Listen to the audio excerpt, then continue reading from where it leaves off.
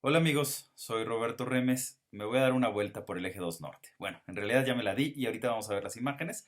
Una parte no tiene carril bus bici y el otro lado sí tiene carril bus bici. Vamos a verlo. Aquí estamos llegando al eje 2 norte. Me voy a dar la vuelta a la derecha, es decir, hacia el oriente. Y vamos a ver si hay alguna infraestructura ciclista. No, aquí no la hay y de hecho es una zona en donde le sobra capacidad al eje 2 oriente. Es decir, se pudo haber hecho la ciclovía aquí o se pudo haber hecho el bus bici. Yo hubiera preferido una ciclovía en este punto. Toda la zona hacia el oriente pues está llena de mucha actividad comercial, sobre todo del lado norte, como van a poder ver en algunos tramos. Bien, aquí vamos circulando en el eje 2 norte rumbo al oriente y pueden ver pues un alto nivel de desorden. Muchos coches en la banqueta son banquetas amplias porque, pues, producto de los ejes viales que fueron demolidos los camillones, quedaron en algunos tramos banquetas muy amplias. Pero en la parte norte se vende carne al mayoreo, entonces eso genera mucho desorden.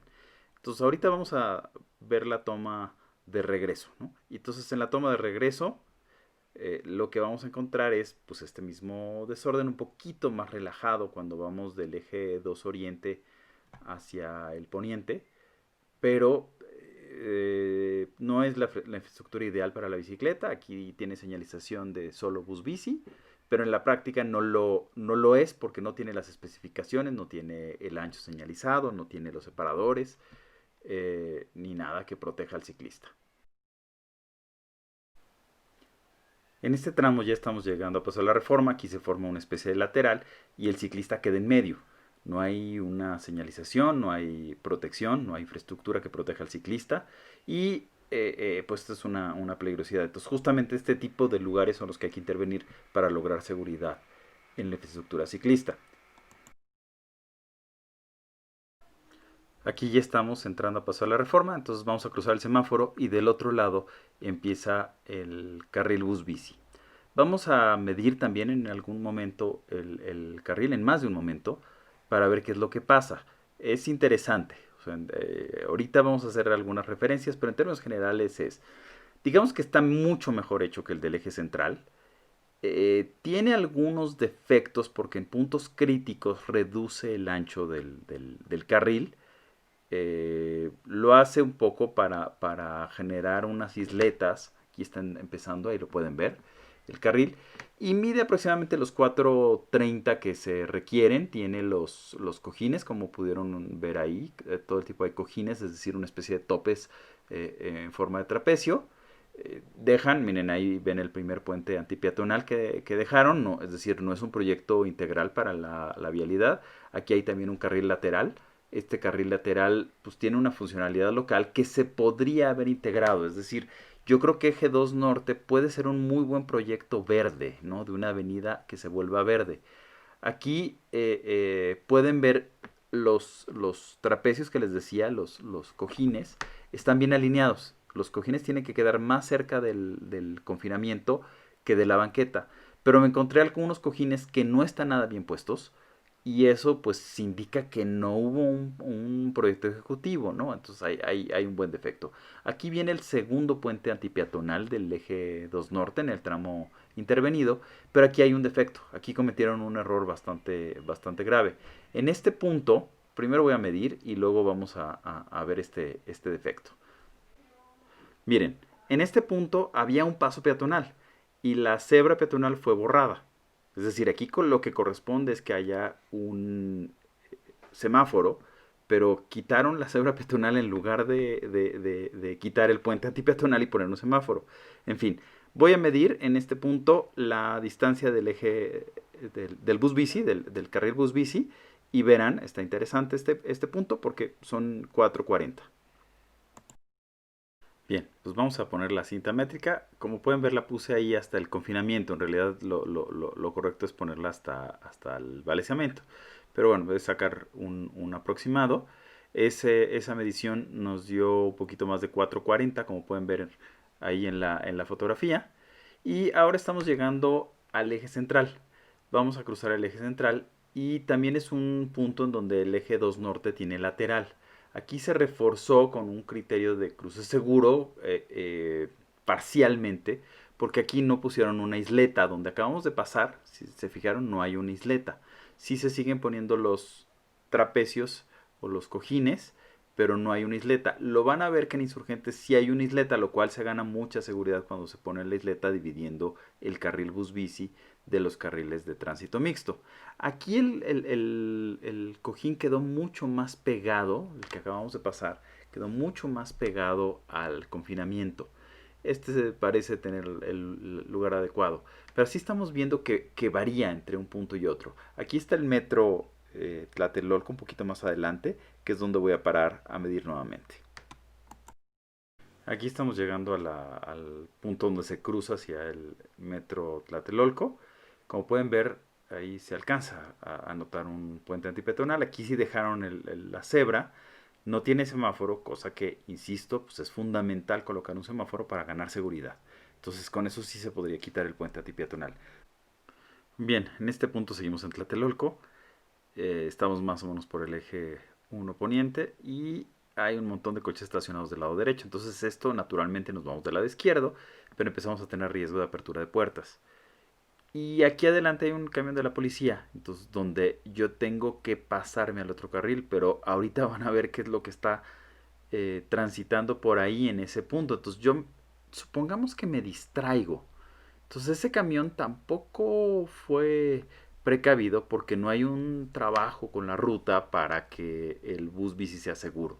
Esto debió haber detonado que parara naturalmente el autobús para dejarme pasar a mí. En este punto estamos ya llegando a Insurgentes. Como pueden ver hay una isleta. Aquí creció la cantidad de carriles que no tendría por qué crecer. O sea, en realidad es un tema de gestionar la vuelta a favor del coche. Aquí hubo una corrección. Hay cosas buenas y cosas malas. Las vamos a ver ahorita en el recorrido de regreso. Pero les quiero mostrar esta parte. Aquí, como les decía, hay una isleta. Al generar la isleta, el carril se vuelve mucho más angosto.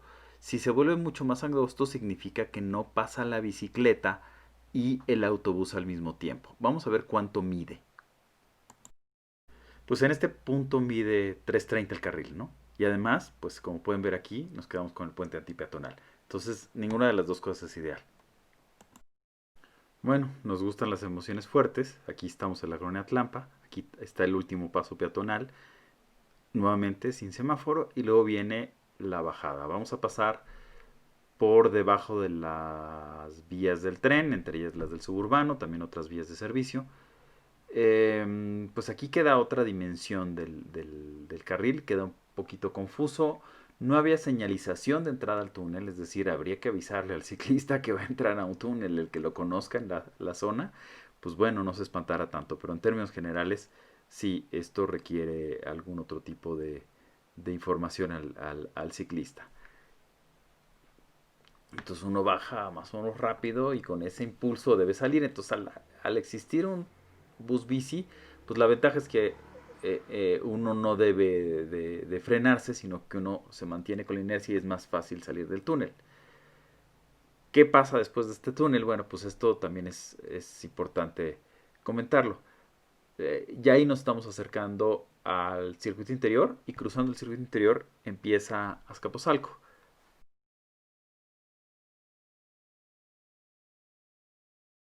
Entonces ven el desnivel vehicular y también es la salida de una calle y esto está todo confuso. Entonces estos defectitos son los que dicen hay como mucha prisa de instrumentar este proyecto, pero no de hacer un buen ejecutivo. En la vuelta hacia el circuito interior, hacia el norte, hacia la raza, pues también aquí hay una incorporación súper amplia que vulnera al ciclista. Cruzando este punto ya es Azcapotzalco. Eh, Y bueno, esto se termina integrando unos cuantos metros adelante con la calzada Camarones. Aquí hago una pausa, nada más vea la ubicación del cojín, está absolutamente pegado al confinamiento, ¿no? Son de las cosas que no se hacen así.